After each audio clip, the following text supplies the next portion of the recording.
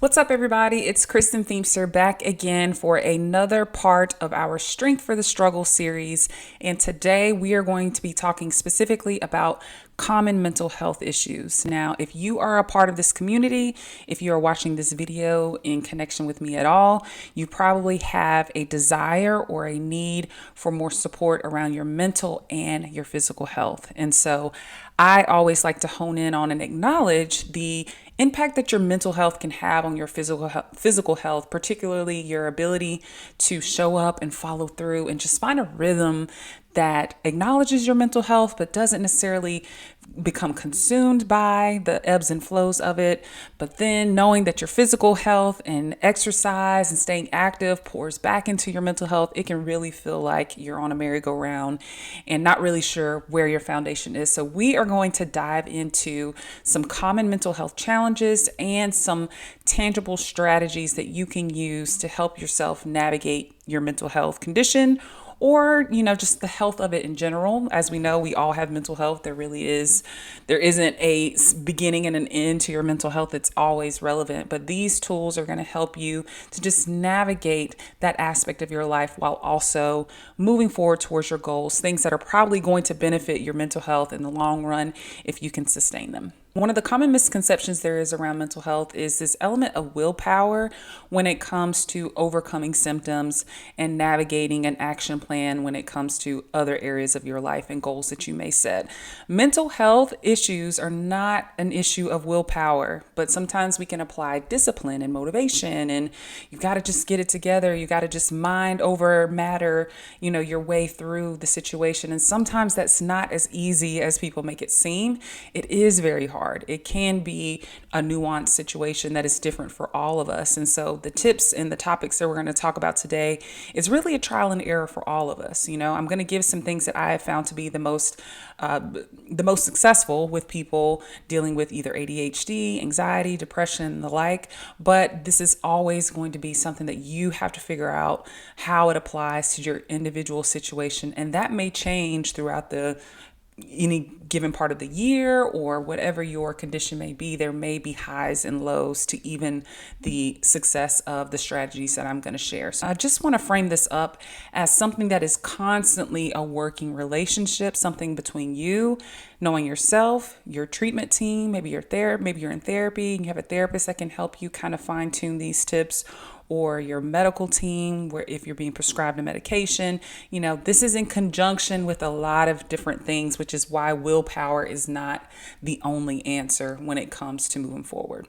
Common mental health conditions that I commonly see and work with people around is depression, anxiety, and ADHD. And the first step to knowing how to handle yourself in these types of situations is knowing if you have them or not.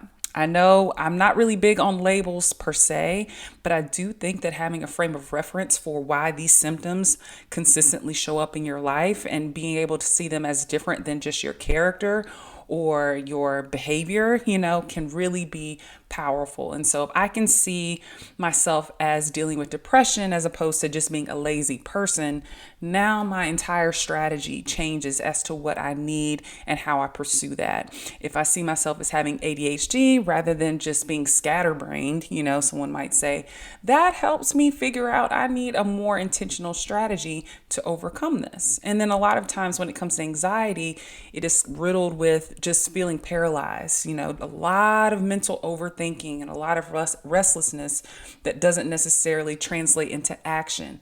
Or then maybe you're over functioning and taking too much action and leading to burnout. But it's so powerful to be able to frame those difficulties up as a mental health condition running alongside your life, rather than it being categorized as just a shortcoming or a character flaw that you have. So the first thing that we're going to have to do is that you're going to have to bring the bar down a little bit. Okay. This is definitely an issue of all or nothing, but this is also about regulating your strategy. Okay. If your strategy is always up and down and up and down, and now I'm just hyper focused because I've been procrastinating all day and I've got to really just lock in and get this stuff done before the deadline. We're like motivated by the deadline. That is a strategy when things are urgent, but that is not a strategy for ongoing maintenance. And so we're going to have to lower the bar. Okay. I know that you probably can get things done in a crunch when you need to, but we're going to have to start to spread out your energy and your capacity in a way that is sustainable. And so if you were over functioning or overcompensating for other aspects of episodes that you're having or other low energy days that you're having, we're going to have to find a middle ground. You're going to have to find a middle ground that is average. Okay. So there's nothing wrong with when you are dealing with a mental health condition or really just life in general, being average is actually a win. And you've got to see it that way. You've got to see that the overcompensating is what is setting you up for this overall all or nothing cycle. Your body's maybe already going through some cyclical things. And so the worst thing we can do is add additional cycles on top of it that just reinforce the need for it. So finding your middle ground with your workouts, finding your middle ground with your commitments and your to-do list. I often tell people that even though you're having a good energy day, say your Tuesday, it's just really good energy, you're feeling clear, you may feel like you can get 10 things done in that day. But I'm going to ask you to lower the bar a little bit and leave it at 5 things, say, for example. That allows you to take advantage of your ability to be efficient and be clear-headed and, productive, but it also doesn't set you up for burnout on Wednesday, Thursday, or Friday because of all of that energy. So preserve some of that capacity for a later time. And we'll also talk about how to handle the low energy days as well. But lowering the expectation on these high energy days or these what I call feel good days, it helps you to find a new entry point for your low energy days. And so if my norm is a 30-minute workout, I can actually on my low energy days see me inserting and coming into that space with a 10, 20-minute workout. You see what I'm saying? So instead of it being that I've got to figure out how to wrap my head around an hour-long workout session, because my middle of the road is 30 minutes, that 10 to 20 minutes is moving towards that goal still. It still brings in a good portion of that goal to help you feel like you can actually do it. A lot of times y'all know, our minds are so powerful. We can psych ourselves out or in or talk ourselves out or into anything just based off of our mental space. And so when you keep that bar at a middle road, it's also easier to build yourself up into that commitment on your low energy days. Keep things simple. Do not overcomplicate your routine or your to-do list. Keep things as simple as possible. I know we all have different responsibilities when it comes to our lives, but simple is best. Simple is sustainable. Have some go-to routines that you don't have to necessarily think about. They're not so detailed. There's not so many barriers to entry into doing them. What also might help you to be consistent when it comes to dealing with a mental health condition is habit stacking your routine. So if there's something that you already do that feels low energy, that you don't have to really think about it, it's pretty effortless, go ahead and try to attach a new habit onto something that you're already doing. You don't need to build this thing from scratch, okay? Let's take something that you're already doing, whatever that may be, and add something into it that can make it a little bit easier for you to remember and to execute. So for example, I have often talked to my clients about the need for water. Okay. And so what ends up happening is that the day gets started and next thing you know, they've forgotten about their water altogether. And something that I found to be very helpful for some of my clients is trying to tap into your water first thing. So this is like I eat my breakfast and I have a glass of water. I wake up and I have a glass of water on my nightstand. Before I can order my Starbucks, I have a water. You see, it's like Starbucks is going to happen, right? Or, you know what I mean? The coffee's got to happen. Okay. Well, let's stack in some water with it first. All right. I usually reach over to my nightstand to reach for my phone. Let me have the water right there to set myself up for success. Now, this doesn't guarantee that the rest of the day is going to, just be filled with water and you're not going to have to think about it, but it does set the tone for what that can look like. And there may be other instances throughout your day that you can perform the same thing. Have a habit stacking approach throughout your entire day so that you can hit the middle of the road. Another example with water would be, a lot of people may think that they need to shoot for a gallon. Oh no. When we're lowering that bar, like I said in the first point, let's bring it back down to like a normal 48, 64 ounces of water. If you are not drinking that much water already, that's a safe entry point to help you be consistent with something that you can sustain first and then build from there.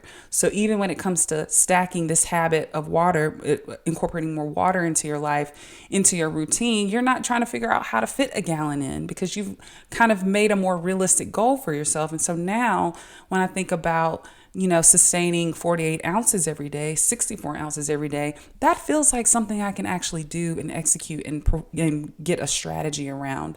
And so this is how these different tips kind of flow into the ease of the next one when you are thinking about a completely different strategy. Another strategy that I think will be helpful is having anchors for execution outside of yourself. So if you are, for example, trying to work out more consistently, but you are dealing with ADHD, anxiety, and depression, it would be helpful to have some sort of anchor outside of yourself. I know some of us are introverted. We don't do the gyms. We don't necessarily want to talk to anybody. I do understand that, but I do think that it could be helpful to have some sort of group fitness event or, a planned walk with a friend or something outside of yourself so that you are not solely dependent on your energy to help pull you through an episode. So say you have a stand-in walk and talk with your therapist or a stand walk and talk with a friend of yours.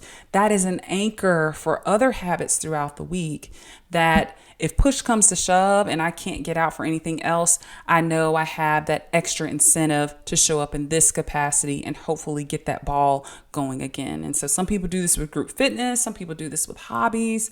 Some people do this with just check-ins with a coach, like I said, or a therapist. There can be a lot of different ways that you do this, but understanding that you don't have to troubleshoot your mental health alone, and that sometimes we really shouldn't try to troubleshoot our mental health completely alone, because again, our mental health, when it's not in the best place, we may not be thinking clearly. We may not be able to see the bigger picture. And that's where something or someone can come in to kind of re-anchor us in a routine or a structure that is beneficial and not necessarily contingent upon our mental health itself. The final point I will make about how to handle and navigate mental health conditions while showing up, while setting goals and following through, is the role of compassion in your journey.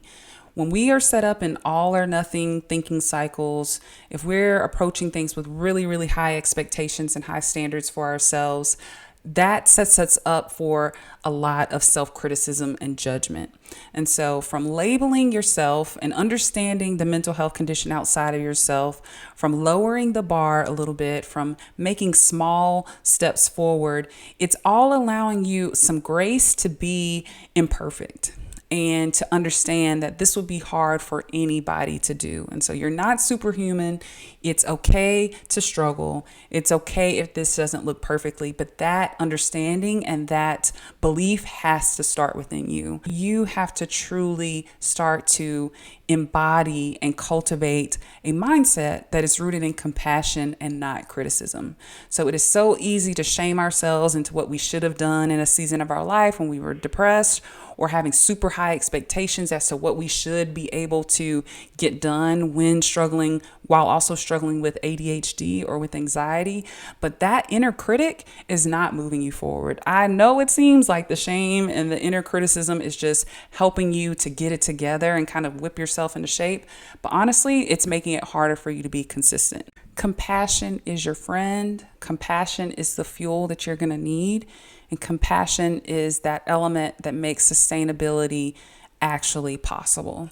And so shame sells us a lie that if we could shame ourselves enough and feel bad about ourselves enough, that then something inside of us is going to change. But the reality is that you pile shame talk on top of depression, on top of already being overwhelmed and anxious, on top of having a hard time focusing. It's just going to perpetuate the symptoms, exasperate them, and make you feel worse. When it comes to what you're setting goals around, go ahead and set a goal for your self-talk and how you're going to work to reframe some of those statements that you find happening on a loop in your mind. Go ahead and ask the people around you, hey, if you hear me starting to talk in a way that is self-deprecating or self-defeating, give me some encouragement. There is an element of needing to vent and process and not feel judged, but also sometimes people can lovingly and encouragingly share with us something about our thinking or about the way we're talking about ourselves going through something that can really help us shift the narrative and take action. Your mindset anchor for this topic in particular is that the small steps do matter, and the small steps are the strategy. Okay, it doesn't have to be this large execution plan of all the things that you're going to do and how you're going to, stay on top of this like nice organized routine. It really is, did I follow through on one thing today that was for me, for my personal well-being? If so, go me, because this is hard. And it's been a struggle. And so every moment that I overcome that and I fight that battle, or I access the help that I need in order to overcome it, I am going to choose to celebrate, because the small wins are the wins. So my charge for you from this video today is to get your good enough list going. Okay, something is better than nothing. I want you to get a list and write down 10 things, 10 super micro small habits or decisions that you can make that you are going to allow to count towards bettering yourself, improving your mental health, and just improving your quality of life overall. All right. Intentionally make those super small so that even on your lowest days, you can follow through on a couple of things. Thank you guys for joining me for this video. I hope it was helpful to you, and I'll see you in the next one. All right. Bye.